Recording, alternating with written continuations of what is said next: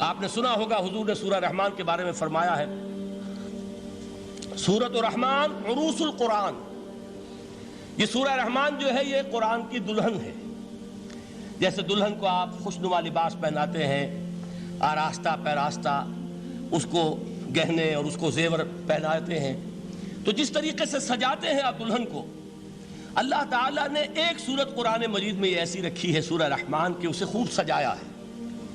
اس میں الفاظ کا در و بست، اس کا اپنا ایک ڈیوائن میوزک ہے. وہ تو اللہ تعالیٰ قراء جو ہے خاص طور پر مصر کے قراء، اللہ تعالیٰ ان پر رحمت نازل فرمائے، ان کی خطاؤں سے درگزر کرے.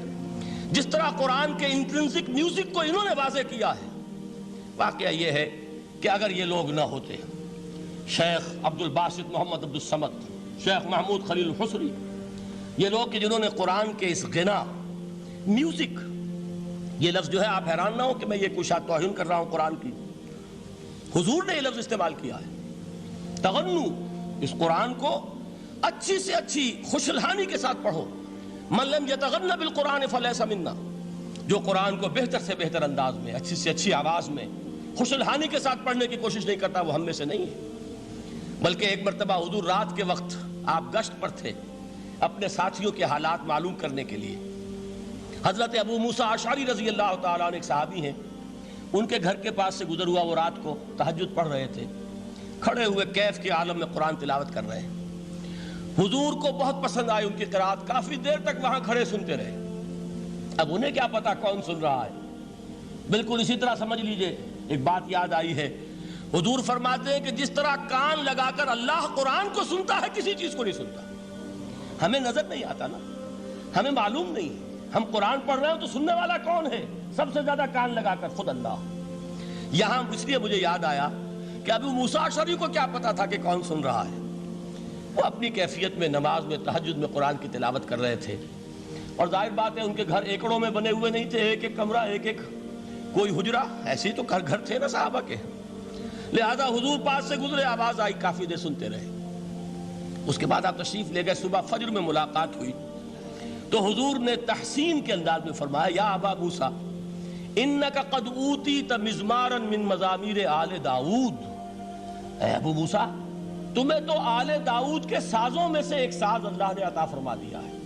جس طرح حضرت داؤد، لہن داؤدی مشہور ہے کہ جب وہ پچھلے پہر رات کو حمد کے ترانے الاپتے تھے، قرآن میں ہے کہ پرندے شامل ہو جاتے تھے ساتھ، اور پہاڑ وجد میں آتے تھے، پہاڑ بھی ان کے ساتھ شریک ہوتے تھے. تو جس طرح کا اللہ نے ان کو لہن عطا فرمایا تھا، حضور نے تحسین کے انداز میں فرمایا ہے ابو موسیٰ اشعری، اللہ نے تمہیں بھی آل داؤد کے سازوں میں سے ایک ساز عطا فرمایا.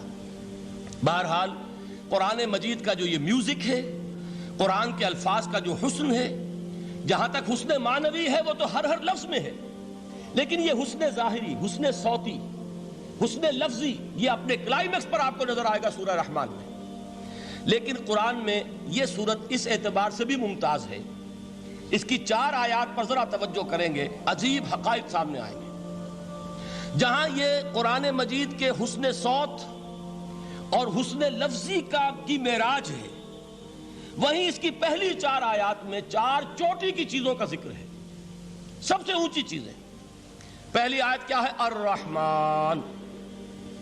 ایک آیت ہو گئی. رحمان کیا ہے؟ اللہ کا نام ہے. کبھی آپ نے غور کیا اللہ کے ناموں میں سب سے پیارا نام کون سا ہوگا؟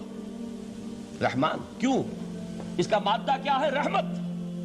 ہمیں سب سے بڑھ کر جس چیز کی ضرورت ہے وہ کیا ہے؟ رحمت خداوندی. نام اچھی طرح سن لیجئے اس حضور کے قول کو. حضور فرماتے کوئی شخص جنت میں مجرد اپنے عمل کی بنیاد پر داخل نہیں ہو سکے گا جب تک کہ رحمت خداوندی دستگیری نہ کرے. کسی صحابی نے بڑی ہمت اور جرأت کا ثبوت دیا کہ پوچھ لیا، کیا حضور آپ بھی؟ جب آپ نے فرمایا کوئی شخص داخل نہیں ہو سکتا جنت میں محض اپنے عمل کی بنیاد پر جب تک کہ رحمت خداوندی جو ہے وہ دستگیری نہ فرمائے. پوچھا گیا کیا آپ بھی؟ آپ نے فرمایا ہاں میں بھی. آپ انداز کیجئے کہ اگر محمد الرسول اللہ بھی رحمت خداوندی کے ضرورت مند ہوں تو تاب دیگراں چے رسد، ہماری تو سب سے بڑی ضرورت رحمت خداوندی ہے. اب یہ رحمت جو ہے قرآن مجید میں اللہ تعالیٰ کی یہ شان 2 الفاظ کے ذریعے سے آتی ہے، رحیم اور رحمان.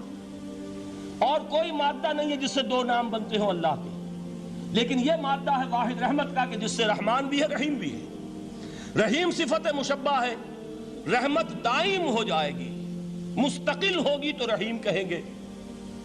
اور رحمان، اس میں رحمت کی ہے وہ شان ہے کہ جیسے ٹھاٹھے مارتا ہوا سمندر ہو، ہیجان کی کیفیت، طوفانی کیفیت، رحمت خداوندی کا طوفانی جوش، وہ ہے رحمان. آپ تو رہتے اس علاقے میں ہیں، آپ کو معلوم ہے عرب اگر بھوکا مرا جا رہا ہو تو کیا کہے گا؟ انا جوعان. پیاسا مرا جا رہا ہو، انا عطشان. بہت غضبناک ہوگا، غضبان. غضبان آصفہ قرآن میں آیا ہے، بہت غضبناک. رحمان، جس کی رحمت جو ہے جوش میں ہے، ٹھاٹھے مارتے ہوئے سمندر کے مانند. تو یہ اللہ تعالیٰ کے ناموں میں سب سے پیارا نام. اب آگے چلیے. الرحمن علم القرآن، رحمان نے قرآن سکھایا. رحمت خداوندی کا سب سے بڑا مظہر، رحمان کی رحمانیت کا سب سے بڑا مظہر قرآن ہے. ان میں جو منطقی ربط ہے اس کو سمجھتے جائیے. اچھا آپ یہ سوچئے، جو علم بھی انسان کو حاصل ہوا وہ کس نے دیا؟ اللہ نے. سائنس کا علم کس نے دیا؟ اللہ نے. علم آدم الاسماء کلہا، وہ علم الاسماء جو حضرت آدم کو دے دیا گیا تھا ازل میں، یہ اسی کا ظہور ہے، یہ اسی کی ایکسفولیشن ہے جو ہو رہی ہے اور ہوتی رہے گی ابھی. اور دوسرے علم ہے وہ کس نے دی؟ اللہ نے دی. لا یحیطون بشیء من علمہ الا بما شاء، مخلوق میں سے کوئی اللہ کے علم میں سے کسی شے کا احاطہ نہیں کر سکتا مگر وہ جتنا اللہ دینا چاہے. لیکن یہ کہ تمام علوم میں چوٹی کا علم قرآن. نوٹ کرتے جائیے، اب چوٹی کی چیزیں جمع کیجیے. اللہ کے ناموں میں چوٹی کا نام رحمان. اللہ نے جو کچھ انسان کو سکھایا اس میں چوٹی کا علم قرآن.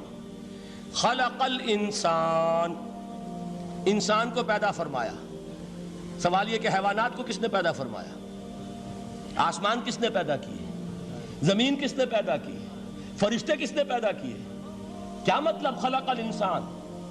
اس کی تمام مخلوقات میں اس کا کلائمیکس، اس کی تخلیق کی معراج، اس کے تخلیق کا نقطہ عروج انسان ہے. یہ ہے کہ جو مسجود ملائک بنا ہے.